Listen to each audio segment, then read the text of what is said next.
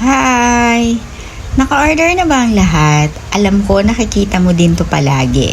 Itong 67 pieces na mga ipit na sobrang mura lang.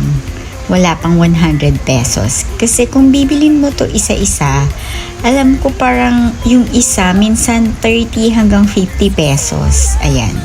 So, ayan siya. Pero ina-expect ko, mas madami yung mga, ayan, yung mga parang ipit talaga. Anyways, kasama pala sa 67 pieces, yung hair tie, ayun, yung mga pantali. So, binilang ko lahat, 15, tapos pang 14, pang 17 tong tatlo, tapos the rest, yun na, kasama pala yung mga hair tie. Kaya siya naging 67 pieces. Pero okay na rin, di ba?